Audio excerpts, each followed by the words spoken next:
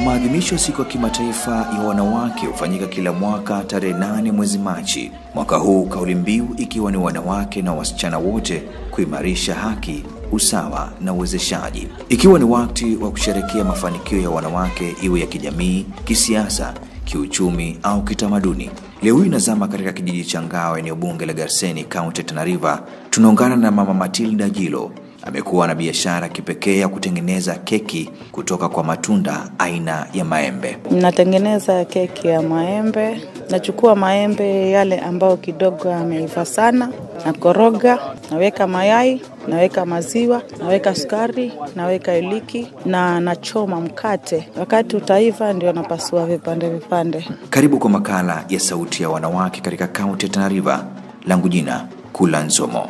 Mimi nauza samaki za kupaka, lakini wakati ule msimu samaki zilikuwa ni nyingi, nilikuwa kidogo tu nanufaika, lakini saa hii vile samaki zimeenda chini, hakuna kitu mnapata kwa sababu samaki zimekuwa kidogo. Hata vile unavyonunua, ukisema utanunua mafuta na haitakupatia faida.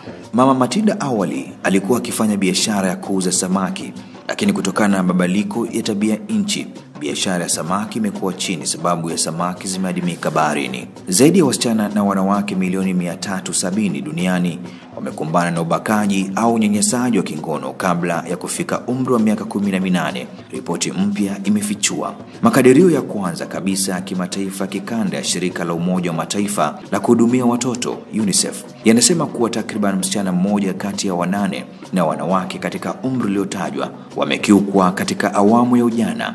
Ripoti hiyo ya mwaka jana Oktoba pia inabainisha kuwa jumla ya wasichana na wanawake milioni 650 wamefanyiwa ukatili wa kingono wasiowasiliana nao, kama vile unyanyasaji wa mtandaoni au wa maneno. Juzi tu karibu abake msichana mwingine ametoka Gariseni akija huku. Nani hawa wazee wetu? Nyumbani wanashindwa, lakini wanakuwa na nguvu ya kubaka vitoto vidogo. Mtoto wa miaka 14, 15 wanawakimbiza mbio. Kianza saa 11 usipotafuta mtoto wako utapata shabandikwa mimba. Ukifuatilia vizuri, mimba pengine ni ya baba mdogo. Tunadhulumika hasa kwa mapenzi kwa muda huu ambao kwamba tuko kwa mabanda. Lakini sasa hivi unakuta yeye unalala hapa kando, msichana mkubwa ako hapa kando, kijana ako hapa kando, nyumba ni ndogo, utashinda nguo uvae vipi, utashinda vipi, utalala na mzee. Hizi ni sauti za akina mama wanaoishi sehemu za mahame baada ya kufurushwa na mafuriko. Naungana na mshirikisho wa idara ya jinsia katika kaunti ya Tana River, Bi Millicent Akinyi Ondiek, na amesema kuwa kesi nyingi za dhuluma za kijinsia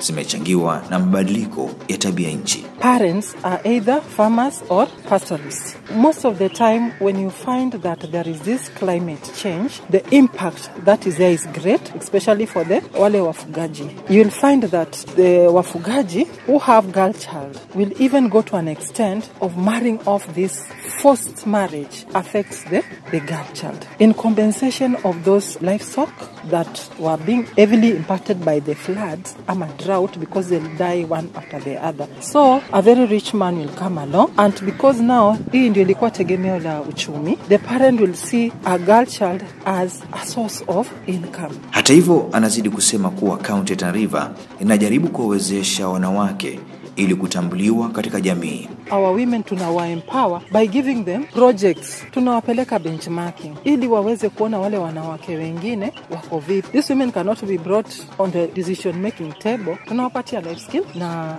masomo ya watu wazima. At least aweze kujua hata kusaini pesa, ajue M-Pesa kama imeingia kwa simu yake, ajue kuna pesa na vile atatoa. Hawa mama tunawafundisha jinsi ya kuform committee, vile wanaweza kuaccess through AGBO, government procurement issues, ndio waweze kupata nafasi yao. Ndio masuala ya kina mama yakijadiliwa, kuwe na at least mama pale anaweza kuyaongea, sauti ya mama inaweza kusikika. Tunajaribu kutoka na kuacha zile mila duni ya kwamba wanawake hawana sauti mahali pale, hawawezi ku voice out their voices. Kama kituo cha Vox Radio kimekuwa mbioni kuhakikisha sauti ya mwanamke inasikika na kumwezesha katika maisha, kama asemavyo mwanahabari anayejihusisha na masuala ya mabadiliko ya tabia nchi, Bwana Yoash Festus. Kama redio tumewainua jinsia ya kike kwa nyanja mbalimbali katika jamii yetu. Kuna makabila ambayo mtoto wa kike ama jinsia ya kike mara nyingi haruhusiwi kuongea mbele ya wanaume. Kwa hivyo tumeweza kuwapatia ile tafsiri ya kwamba wao sauti yao ni muhimu katika jamii. Mwanamke sasa hivi wa Tana River anajitetea, anaongea shida zake mwenyewe. Tukija katika masuala ya uongozi, utapata kuona kwamba hadi pale vijijini hawa viongozi utapata kwamba wanawake wanajitolea sana kupigania hizo nafasi. Makala haya yameletwa kwako na kutayarishwa nami Kula Nzomo.